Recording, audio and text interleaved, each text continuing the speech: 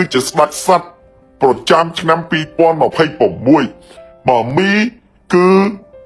ត្រូវតារាសាស្ត្រមហាសំណាងមហាលៀបផ្ទុះចំអ្នកកើតឆ្នាំមមីដូចគ្នាចឹងអ្នកដែលកើតឆ្នាំមមីខមមិនលេខសំណាងទៅគឺលេខ754អ្នកកើតឆ្នាំមមីខមមិនលេខសំណាងទៅគឺលេខ754លេខ754គឺជាលេខនាំលៀបនាំសំណាងសម្រាប់លោកអ្នកដែលកើតនៅឆ្នាំមមីចឹងបងប្អូនដែលកើតនៅឆ្នាំមមីនៅក្នុងឆ្នាំ2026នេះតារាសាស្ត្រសំណាងតារាសាស្ត្រហេងនឹងផ្ទុះមកចំមករះមកចំលោកអ្នកដែលកើតឆ្នាំមមីអញ្ចឹងអ្នកដែលកើតនៅឆ្នាំមមីទាំងអស់ហ្នឹងគឺនឹងហេងខ្លាំងហើយនៅក្នុងឆ្នាំ2026បងប្អូនពេលស្ដាប់មួយម៉ាត់ទៅបងប្អូនឆ្ងល់លោកគ្រូមហាជុំគិញមមីនៅក្នុងឆ្នាំ2026ហ្នឹងជាន់ឆ្នាំត្រូវឆុង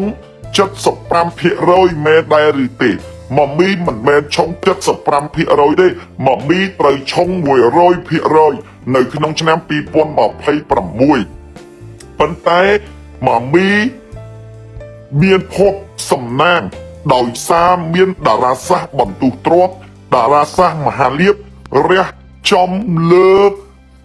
ឆ្នាំមមីចឹងអ្នកដែលកើតឆ្នាំមមីតារាសាស្ត្រមហាទ្រព្យតារាសាស្ត្របន្ទុះទ្រព្យគឺនឹងរះចំចឹងមមីគ្រោះខ្លាយជាលៀបឆុងក៏ដោយអីក៏ដោយក៏នឹងមានលៀបមានជ័យចូលរោគស៊ីមានបានបន្ទុះទ្រព្យមកវិញដែរចឹងមមីបើយើងនិយាយឲ្យងាយស្ដាប់មមីឆុងហេងនៅក្នុងឆ្នាំ2026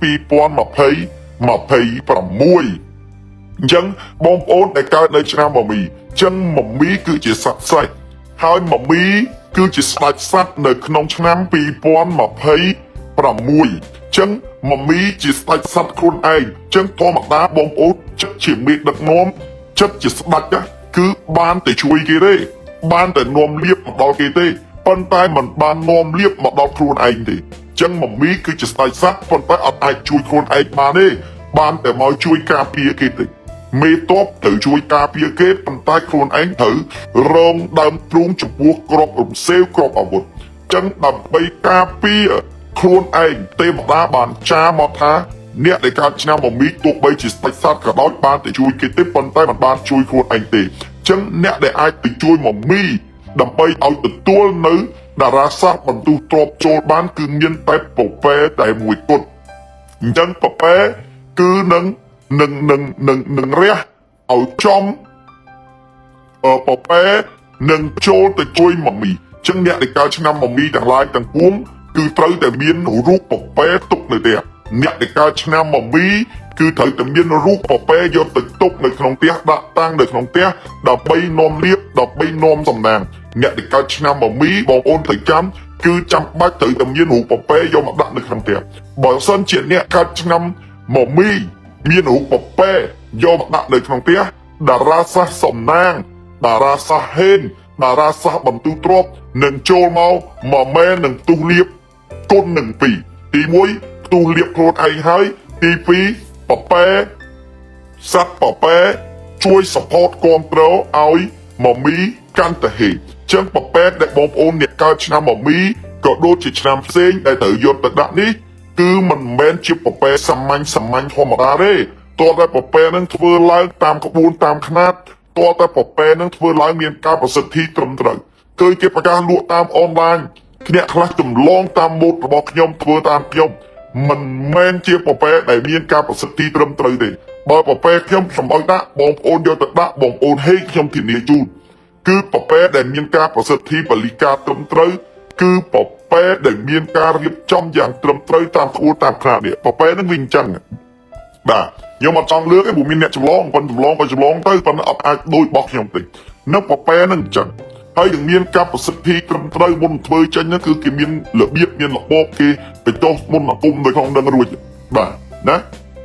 ឃើញទេ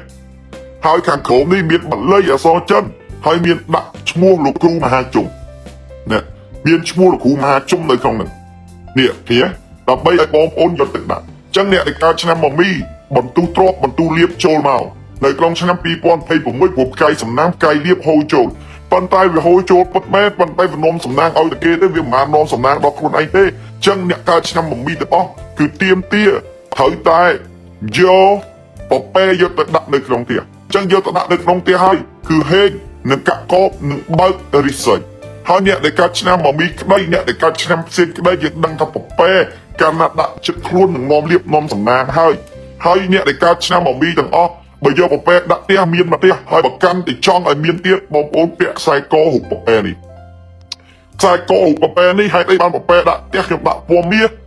ហ្នឹងគឺតំណាងឲ្យអ្នកទាំងអស់គ្នានៅក្នុងផ្ទះហ្នឹងឲ្យរស់ស៊ីមានបានហើយខ្សែកបបន្តោងប៉ប៉ែនេះយកទៅពាក់សម្រាប់ឯកជនពួកខ្សែកមួយខ្សែមិនមែនពាក់ទាំងអស់គ្នាបានទេពាក់ម្នាក់ហើយដូចខ្ញុំប្រើឲ្យប្រើពណ៌ខៀវនេះតំណាងឲ្យធាតុទឹកពណ៌ខៀវនេះតំណាងឲ្យធាតុទឹកចឹងនៅក្នុងឆ្នាំមមីឆ្នាំ2026នេះខ្ញុំបង្ហើបបន្តិចបងប្អូនតារាសាស្ត្រគឺមមីនៅក្នុងឆ្នាំ2026គឺភ្លើងមកជាមួយទឹកចឹងគេហៅមមី2026ធាតុភ្លើងនិងធាតុទឹកគឺមកជាមួយគ្នាចឹងប៉ប៉ែតំណាងឲ្យធាតុដីប៉ប៉ែតំណាងឲ្យធាតុដីចឹងដីកាលណាតែយើងមុតដាំដើមឈើយើងត្រូវយកភ្លើងទៅដុតឲ្យដីនឹងវាឆេះឲ្យវាងាប់អស់នៅមេរោគចឹងកាលណាយើងយកភ្លើងទៅដុតដីនឹងឲ្យខ្លាយជាដីមានជីជាតិហើយយើងទៅយកឈើយកមកដាំយករុក្ខជាតិមកដាំហើយយើងយកទឹកមកស្រោចចឹងប៉ប៉ែនេះគឺប៉ប៉ែពណ៌ខៀវនេះតំណាងឲ្យធាតុដីប៉ប៉ែវាធាតុដីស្រាប់ហើយពណ៌ខៀវតំណាងឲ្យធាតុទឹកទៀតចឹងយើងយកមកដាក់យើងយកមកពាក់ដើមខ្លួនយើងធ្វើឲ្យរាសីយើងឡើងធ្វើឲ្យយើងចិត្តត្រជាក់ធ្វើឲ្យយើងជាពីជំងឺធ្វើឲ្យយើងហេងធ្វើឲ្យយើងកាក់កបធ្វើឲ្យយើងរីកចម្រើនធ្វើឲ្យយើងរកស៊ីមានបានធ្វើឲ្យយើងផ្ទុះលៀបចឹងអ្នកកើតឆ្នាំមមីត្រូវតែពាក់ខ្សែកប៉ប៉ែនេះបន្ថែមមួយទៀតទៅគឺហេងគឺកាក់កបហើយអ្នកដែលកើតឆ្នាំផ្សេងចង់មានលៀបគេដែរឬអត់ចង់បើចង់យកខ្សែកប៉ប៉ែនេះយកទៅពាក់គេដែរទៅតារាសាស្ត្រសំណាងរះមកចំផ្ទុះលៀបដូចគេដែរហើយចង់ឲ្យមានលៀបខ្ញុំមិនមែនឆ្នាំមមីផងខ្ញុំមិនមែនឆ្នាំមម៉ែផងហើយធ្វើម៉េចបានវាហេងដូចគេធ្វើម៉េចបានតារាសាស្ត្រសំណាងហេងនឹងផ្ទុះលៀបមកចូលគេគឺអត់មានធ្វើម៉េចទេជារូបប៉ប៉ែដាក់ផ្ទះទៅយើងមិនមែនមមីយើងមិនមែនម៉ែប៉ុន្តែអញដាក់ប៉ប៉ែផ្ទះអញដែរចឹងចូលមកផ្ទុះមានលៀបមានជ័យហេងដូចគ្នាហើយខ្សែកប៉ប៉ែនេះក្តីណាគឺមិនមែនចេះតែយកទៅទិញប្រេះប្រាស់ទេព្រោះសិតតែមានការប្រសិទ្ធិសិតតែមានការនាំលៀបនាំសំណាងសិតតែការធ្វើកិច្ចធ្វើពិធីប្រសិទ្ធិទាំងទៅខ្វាយគូហងសុយសុកខ្មែរមកកោហើយមិនក៏ប្រើទៅហេតុយល់ទេព្រោះម្នាក់មួយចំនួនរៀនតាមសភៅរៀនតាមក្បួនប៉ុន្តែគេមានការឲ្យទេវតាតាមថែរក្សាគេមានបល័យមានអីគេមានរឹតអំណាចដេកជះគេមកពីក្នុងបន្ថែមទៀតទេវតាតាមថែនឹងនាំឲ្យអ្នកដែលប្រើប្រាស់របស់របរគេទៅរស់ស៊ីមានបានកាក់កបចឹងមមីបងប្អូនខមមិនលេខសំណាងលេខ754បាទលេខ754គឺជាលេខនាំលៀបនាំសំណាងហើយបងប្អូនចង់បានប៉ប៉ែចង់បានខ្សែកបងប្អូនឆាតចូលពេកសូមកុំទម្លាក់លេខឬមួយក៏សួរនាំនៅក្នុងខមមិនឯងមិនបាច់សួរនាំគេដឹងទេឆាតចូលពេកសួរទៅខ្ញុំកំពុង live ហ្នឹងឬមួយតាក់ទងតាម Telegram 07 គុត 29 លេខ Telegram 07 គុត 29 38 099 40 គុត 8637 099 40 គុត 8637 07 គុត 29 39 38 099 40 គុត 8637គឺជាលេខ Telegram របស់លោកគ្រូមហាជនចឹងតាក់ទងលេខហ្នឹងទៅឬមួយឆាតចូលពេកទៅហើយបងប្អូនទម្លាក់លេខមកសួរនាំផ្ដេសប្រាស់ហ្នឹងប្រយ័ត្នមានអ្នកឆាតទៅអបងចង់បានចេះចង់បានចុះអត់មានណាក្រុមការងារលោកគ្រូអត់មានឆាតទៅបងប្អូនណាទាំងអស់បងប្អូនណាចង់បានតំណែងតំណងខ្លួនឯងកុំឆាតសួរណាកុំទម្លាក់នៅក្នុង comment ការទៅទម្លាក់នៅក្នុង comment មានអ្នកឆាតទៅតាក់ទងសុទ្ធតែពួកបោកបាទពួកក្រុមការងារខ្ញុំអត់មានឆាតទៅកូនសិស្សទេណាកូនសិស្សចាប់អារម្មណ៍ទៅឆាតរបស់ពួកខ្ញុំវិញចឹងខ្ញុំនិយាយប៉ុណ្ណឹងខ្ញុំឈប់និយាយច្រើនហើយចឹងបងប្អូនមកមីរាសីឡើងខ្លាំងតារាសាស្ត្រប្ររះចំចឹងយើងរកស៊ីកាក់កបយើងមានលៀបយើងមានជ័យយើងហេងប៉ុន្តែអ្នកកើតឆ្នាំមមីនៅក្នុងឆ្នាំ2026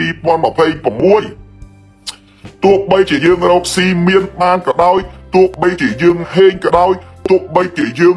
កាក់កបយ៉ាងម៉េចក៏ដោយក៏នៅក្នុងឆ្នាំ2026នេះអ្នកកើតឆ្នាំមមីត្រូវជួបនៅបញ្ហា3យ៉ាងដូចគ្នាដូចមួយម៉ែដែរមមីទី1លុយរកបានប៉ុន្តែឈឺសុខភាពមិនល្អទេ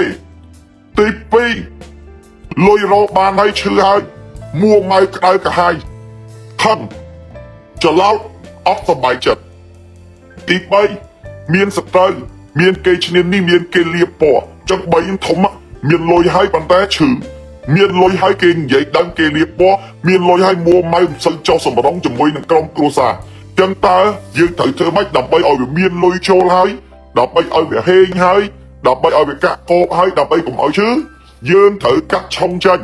អ្នកឆ្នាំមកវីទៅត្រូវកាត់ឆុងបន្ថែមមួយទៀតក្រោយពីកាត់ឆុងហើយលាបហូរចូលជ័យហូរចូលសុខសប្បាយសំណាងល្អហើយណាចឹងអ្នកដែលកើតឆ្នាំមកមីគឺត្រូវកាត់ឆុងមួយទៀតហើយមកមីត្រូវកាត់ឆុងអើមកមីវាឆុងដែរជើងកាត់ទៅដើម្បីការពារកុំឲ្យឈឺ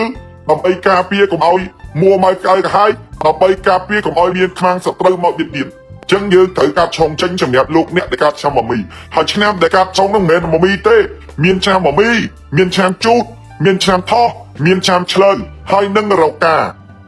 ចឹងឆ្នាំទាំងអស់ហ្នឹងគឺត្រូវកាត់ឆុងចេញចំណាយលុយបន្តិចបន្តួចកាត់ឆុងចេញកាត់ឲ្យត្រឹមត្រូវលែងឈឺលែងមានបញ្ហារ៉ូស៊ីមានបាតកាកោបរីកចម្រើនចឹងអ្នកកាត់ឆ្នាំមកមីលេខសំណាង754ផ្កាយសំណាងនឹងរះមកចំ